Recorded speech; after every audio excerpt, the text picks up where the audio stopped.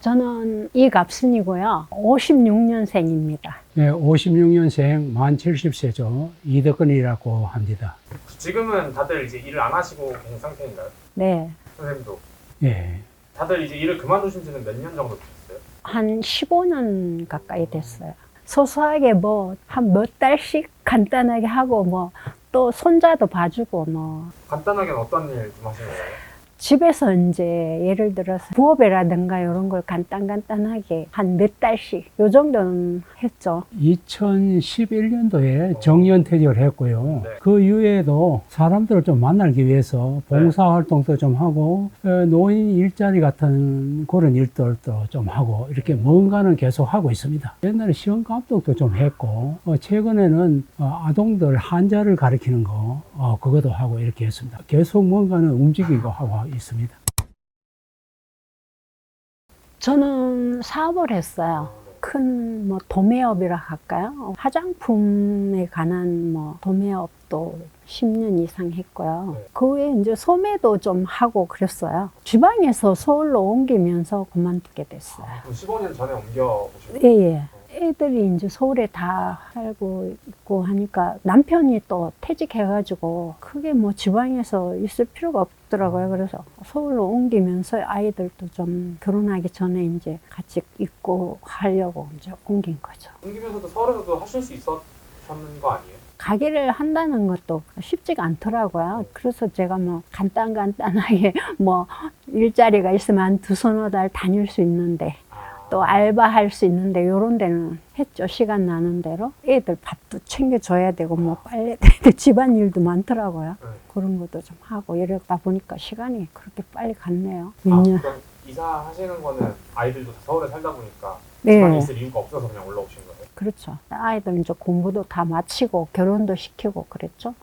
외국 금융회사에 근무했거든요. 지방에서 한 10년간 근무를 하고, 그 다음에 본사에 올라왔는데, 여러 부서를 다녔죠. 기업체하고 연계를 지어서 퇴직금을 유치도 하기도 하고, 회계 분야에 대해서도 공부를 하게 되었고, 이랬습니다. 거기에 한 5년 근무하면서 금융에 대한 지식을 많이 쌓기도 하고, 익히기도 하고 이랬습니다. 금융회사에 한 30년 가까이 근무를 하면서 처음에는 상당히 적성이 안 맞다고 했는데 지나고 보니까 아주 도움이 많이 됐습니다. 금융 지식을 많이 얻었고 그로 인해 가지고 나왔어도 책을 보고 일하는데도 아주 이해가 빠르고 도움이 많이 되고 있습니다.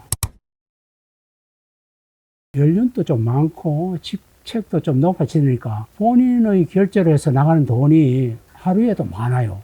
그래서 불안하기도 하고 퇴직은 날짜 정해져가 알고 있습니다만은 시원하기도 했고 섭섭하기도 하고 이렇습니다. 선생님은 일 아예 접으실 때 그런 마음 없으셨어요? 그때는 이제 남편 연금이 나오니까요.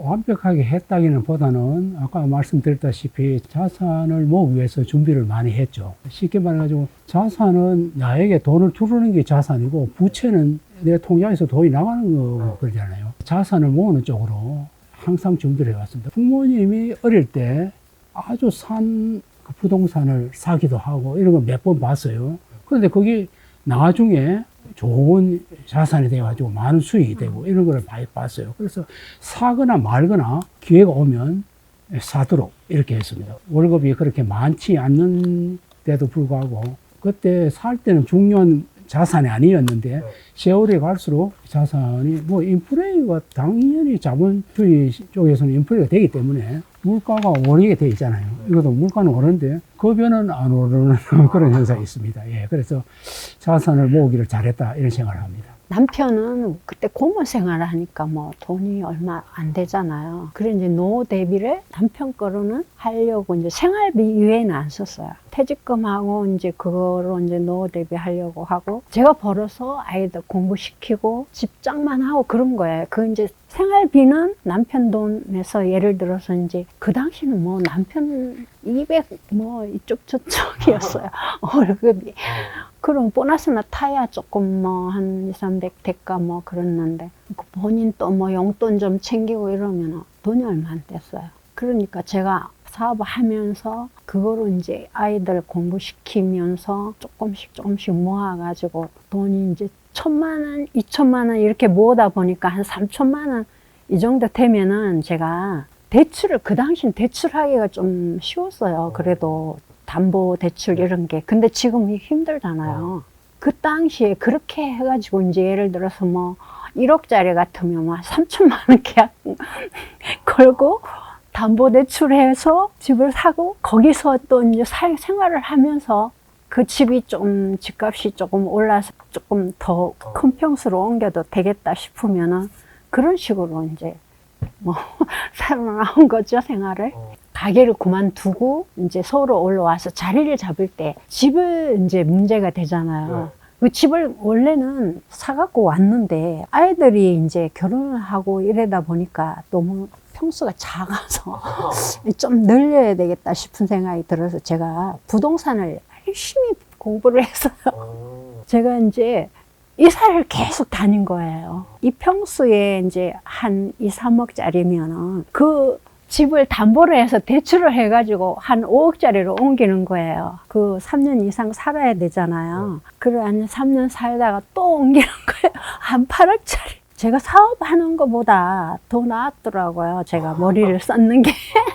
집에서 이제 있어도. 그래서, 그런 주부들도 그런 연구를 해서 하는 게 참 좋은 시간이었구나, 이런 걸 느꼈죠. 저희 집에는 국민연금은 없고요. 공무원연금. 남편분. 네. 그리고 제가 국민연금을 들었었어요. 네. 가게 할 때, 사업할 때. 근데 공무원연금을 받게 되면은 네. 국민연금은 따로 받게, 그 당시는 그랬어요. 그래서 공무원연금을 받으면 국민연금이 안 나온다 그랬어요? 아니, 혜택이 별로 없다고 그런 얘기를 들어가지고 제가 그럼 깼어요. 중간에 해약을 했어요. 그럼 지금 연금에는 그 남편분 공무원연금 네. 그건 어느 정도?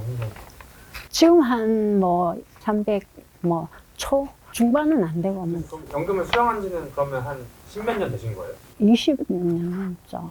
근데 제가 그 당시는 뭐 200만 원도 뭐 안 되게 나왔어요. 20년 전에. 그러니까 지금인 게 그만큼 올라서 그렇죠. 뭐 연 5%씩 오르잖아요. 연금도. 그러니까. 선생님은 연금 받고 계세요? 예, 조금 받고 있습니다. 수령액은 혹시 어느 정도인지? 배우자하고 합쳐서 네. 한 200만 원 정도 됩니다. 국민연금을 10년 전에 옛날에는 직장인 아니면 가입이 안 네, 됐거든요. 맞아요. 안 그런데 됐어요. 가정주부도 가입할 수 있다 해가지고 개인적으로 가입을 권해가 넣도록 했어요. 그게 10년이 됐습니다. 예. 되게 현명하신 형태라. 그래서 잘하신다. 주변에 배우자의 친구들이 그거 10년 뒤에 언제 넣겠나. 그 사이에 뭐 남편이 돌아가거나 이런 일이 있으면 둘 중에 하나 높은 거를 60%인가 이렇게 받을 수 있다. 이런 얘기 하거나 말거나 미래에 대해서 걱정을 하고 이렇게 하면 아무도 못하니까 무조건 하라고 했어요. 그래서 벌써 10년이 됐습니다. 예. 그러면 지금 연금액으로 살아가기가 좀 충분한가요? 충분하죠. 선생님도 아니, 충분하다기보다요. 거기에 맞춰서 살아야죠. 노후가 되면 퇴직하고 하는 수입이 없으면은 주부들이 이제 그만큼 많이 생활에는 도움이 돼야 돼요. 알뜰하게 살아야 돼요. 거기에 맞춰서 생활을. 배우자가 살림을 사니까 내가 정확한은 모르겠는데 아마 400에서 500 정도는 들지 않나 싶어요. 그리고 지금 이 현 정부는 보유세를 지금 자꾸 올리겠다고 하는데 정부들이 하는 거 보면 사전에 이렇게 얘기가 나오는 거는 거의 나중에 실천이 되더라고요. 그래서 올 11월 말쯤 나오는 종부세가 어느냐에 따라가 문재인 대통령 그 당시에도 한 번 많이 나왔어요. 그렇게 만약 그 수준이 나온다면 월 생활비가 600 내지 700이 될 수도 있습니다. 저는 뭐 생활비 그렇게 많이 안 들거든요. 제가 다 하기 때문에. 그리고 뭐 남편 뭐 맞춰야죠, 연금에. 우리는 딱 쓰시는 거예요? 네. 280에서 뭐 한 300 정도면 충분하거든요. 그 대신에 이제 세금이라든가 이런 거는 이제 별도로 이제 계산을 하지만은 뭐 세금도 뭐 굳이 뭐 그렇게 나눠서 내니까 뭐 카드로 뭐 월 3개월이라든가 이렇게 나눠서 내니까 그렇게 많이 저기는 안 하고 대신에 제가 많이 절약을 해요. 그럼 이제 은퇴하시기 전보다 좀 더 의식해서 절약하시는 편이세요? 그렇죠. 어떤 부분을 좀 많이 줄이시는 거예요? 첫째는 이제 생활비요. 제일 중요한 게 이제 전기세, 아, 뭐 이런 거를 많이 줄여요. 생활비에서 저는. 식비는 줄일 수가 없잖아요. 네. 많이 줄이면 이제 나이가 들어서 좀 부실하게 먹으면 안 되잖아요. 그리고 식비는 크게 안 줄이고 문화 비용 뭐 이런 걸 많이 줄여요. 경조사비도 이제 받았는 거는 다 이제 그대로 지출을 하고 그 외에는 이제 뭐 10만 원 이상 안 합니다. 왜 그러면 친인척 관계, 형제간이라든가 이런 데는 좀 많이 할 수 있지만은 5천 이상 이렇게 되면은 10만 원 이렇게 딱 정해놨어요. 또 연금에 맞춰 살아야 되고 둘이 뭐 큰 수입이 없어도 뭐 충분하게. 그리고 또 저 같은 경우는 여행비라든가 이런 거는 따로 제가 저축을 해놨었어요. 그럼 선생님은 한 달에 쓰는 것 중에서 일하실 때보다 조금 더 아끼게 된 항목이 있으세요? 뭐 별도로 아끼는 건 없는데 자녀들이 이제 학교를 다 졸업했기 때문에 학비는 이제 들 일이 없는데요. 그 대신 또 병원을 뭐씩 검사도 해보고 근데 병원비가 고정적으로 추가가 되는 그런 경우가 좀 있습니다. 그래서 줄어든 건 없습니다, 결국. 생활 태도가 중요하다 싶어요. 우리나라 사람들은 부모로부터 금융교육을 안 시켜요. 금융교육을 나쁘게 시켜요. 돈을 욕심을 내면 안 된다. 자식들에게라도 돈은 좋은 거다. 열심히 벌어서 기부도 하고 이런 식으로 가르쳐야 되는데 우리나라는 가르치지 않기 때문에 태도가 돈에 욕심이 없다. 이런 자랑스럽게 얘기하는데 그게 아니고요. 공부 열심히 해서 돈을 열심히 벌었어. 자산을 모으는 방법을 봐야 되는데 지금으로서는 퇴직한 후에서 자산을 모으는 방법은 부동산을 몇십억 주고 사기도 어려울 뿐더러 지금 분위기상 부동산이 꼭 답이다라 걸 수도 없는 분위기라서 글로벌 시대에 그 리스크가 적은 나라의 주식도 괜찮지 않나 이런 생각을 듭니다. 어쨌든 자산을 모아야 된다. 네. 건강과 자산을 늘리는 것이 제일 중요하다고 생각을 합니다. 선생님은 뭘 좀 중요하다고 생각하세요? 건강이죠. 저희는 사실 그래요. 병원비라든가 그런 게 많이 안 들어요, 사실. 건강을 제일 중요하게 생각했기 때문에 제가 외식을 많이 안 해요. 외식비가 많이 안 들잖아요. 그러니까 집에서 될 수 있으면 삼시 세끼를 꼭 챙겨요, 제가. 꼭 남편도 그렇게 챙겨주기 때문에 건강한 것 같아요.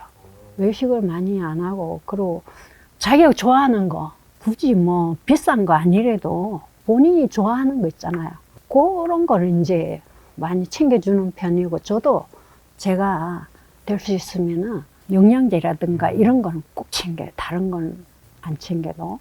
그런 거 챙기고 운동 많이 하고, 운동을 안 빠지고 해야 돼요. 그래야 나이가 많아도 좀 건강하게 지낼 수 있고, 그 밥도 꼭 때 거르지 말고 챙기고, 제일 중요한 게 건강이라고 생각해요. 네, 그런 게 있죠. 예를 들어서 이제 나이가 있으니까요. 저보다 남편이 나이가 더 많거든요. 한 6살 정도 더 많은데요. 갑자기 이렇게 계단을 내려오다가 이렇게 뒤돌아보다가 주저앉아가지고 그런 사고가 발생할 때가 있더라고요.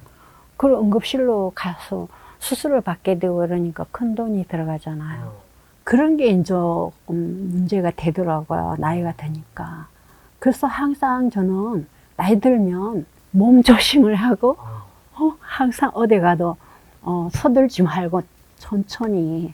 중요한 게 그거예요. 노인들은 다니면서. 아까도 얘기했습니다만 세금이 너무나 이렇게 국가에서 자꾸 올리려고 하는데 지금 같은 경우는 아파트라든가 재건축을 하고 이러면 일반 사람들이 재건축을 해서 갑자기 자산이 가격이 올라가잖아요. 옛날 같으면 재건축을 하면 갑자기 중류층에서 상류층으로 올라가는데 지금은 거기에 대한 초과 이익은 국가에서 세금을 거의 뭐 다가간다 이런 생각을 들어요. 지금보다 또 높일 가능성도 있고 그거 말고도 세금을 많이 줘서 열심히 사는데 힘이 다 빠지는 거예요. 왜냐하면 이거를 내가 10년 내지 20년 열심히 하고 나면 또 업그레이드 돼가지고 재산이 2배, 3배 늘 것이고 이런 예상을 하고 그런 쪽으로 도전을 하잖아요. 지금 그래서 저는 평생을 이 자산을 모아왔는데 자산들이 세금을 국가에서 다 내보니까, 그리고 나중에 상속세 같은 것도 지금 너무나 50% 정도가 나가는 거예요. 제가 이런 생각도 해봤어요. 물납으로도 가능하거든요, 세금을.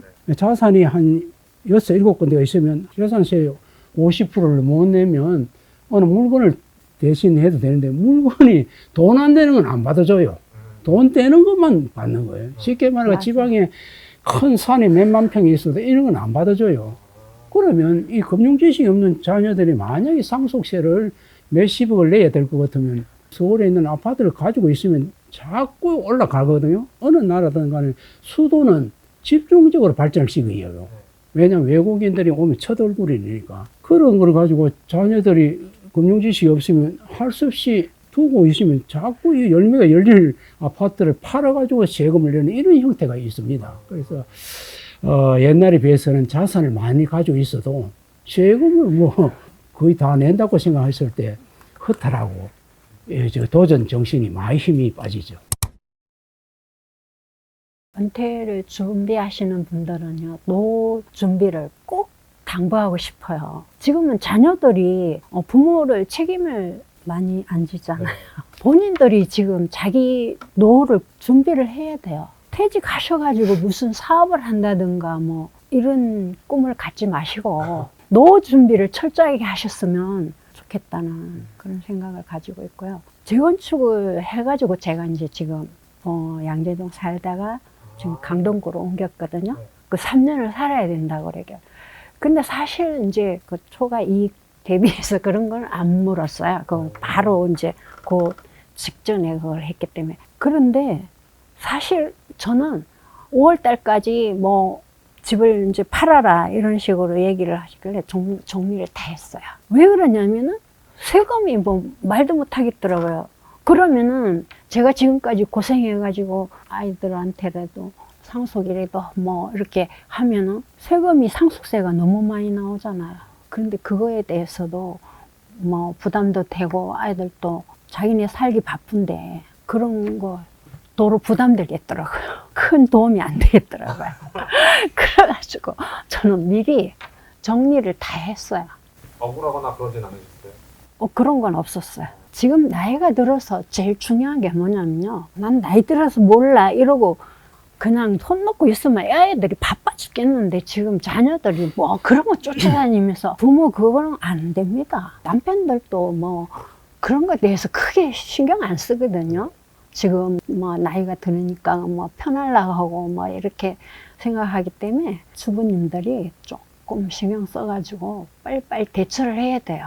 앞으로는 그래요, 보니까. 좋은 일이라기보다는 그냥 제 생각을 한 가지 말씀드리면, 연금이라든가 현재 소득이 생활할 만한 돈을 가지고 있는 분이라도 이게 돈이 국가에서 돈을 풀잖아요.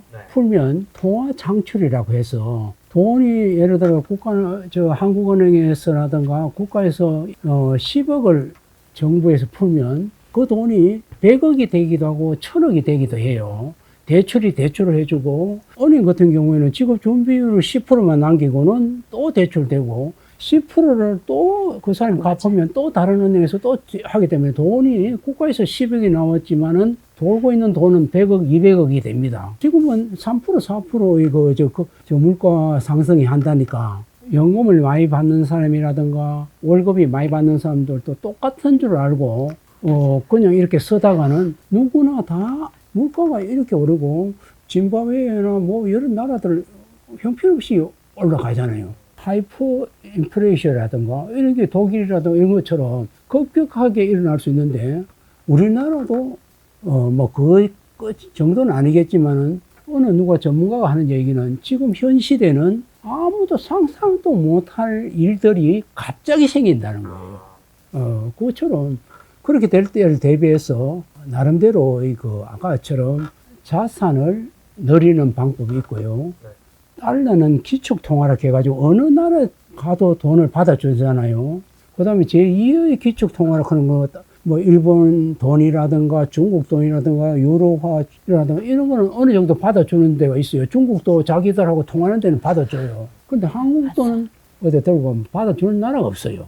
그래서 갑자기 어떨 때는 달러도 좀 가지고 있는 것도 하나의 방법이 아니겠나 싶어요. 하여튼 자산을 늘려야 된다 이런 생각을 말씀을 드리고 싶습니다. 제 생각입니다.